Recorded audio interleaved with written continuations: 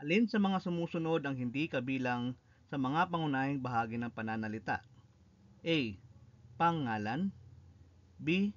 Panghalip. C. Pangangkop. D. Pandiwa.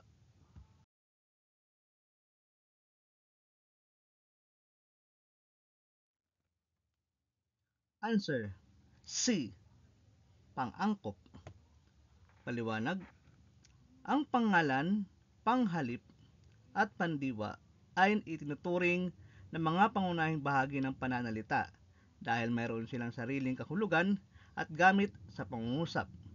Ang pangangkop naman ay isang kataga o panandang nag-uugnay ng dalawang salita o parilala upang maging maayos ang daloy ng pangungusap. Wala itong sariling kahulugan na tulad ng ibang pangunahing bahagi ng pananalita.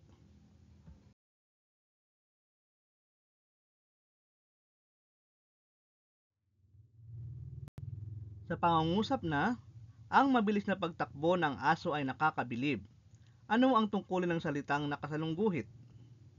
A. Pangalan. B. Pang-abay. C. Pang-uri. D. Pangatnig.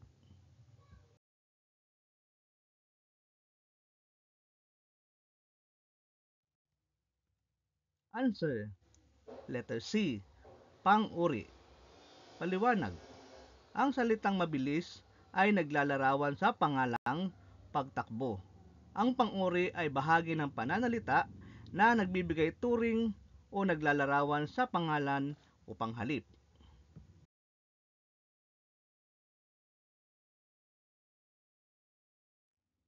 Alin sa mga sumusunod na pahayag ang nagpapakita ng pasaklaw na panghalip? A. Siya ang nagwagi sa patimbalak. B. Tayo ay magtutulungan upang makamit ang tagumpay. C. Kanila ang mga aklat na iyan. D. Ito ang aking bagong proyekto.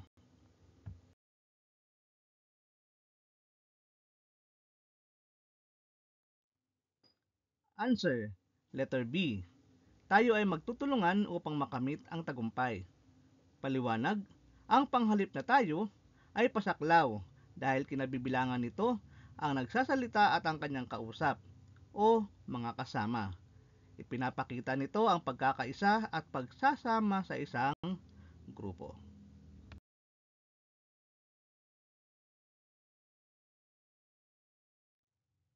Ang salitang bumasa ay nasa aspektong patlang kung ito ay ginamit sa pangungusap na si Maria ay bumasa ng nobela kahapon.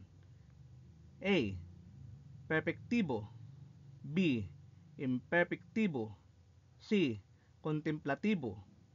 D. Pawatas.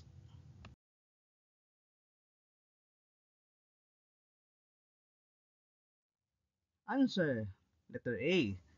Perpektibo.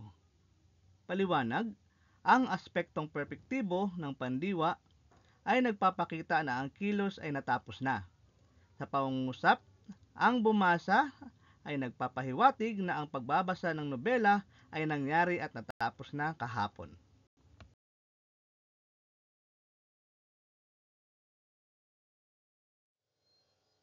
Alin sa mga sumusunod na uri ng tayutay ang gumagamit ng paghahambing sa dalawang magkaibang bagay gamit ang mga salitang tulad ng gaya ng, parang, o kawangis ng? A. Metapora. B. Simile. C. Personifikasyon. D. Hyperbole.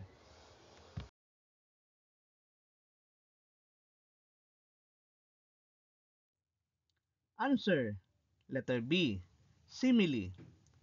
Paliwanag: ang simile ay isang uri ng tayutay na naghahambing ng dalawang magkaibang bagay na may isang katangian gamit ang mga salitang pantulad tulad ng, gaya ng, parang, o kawangis ng.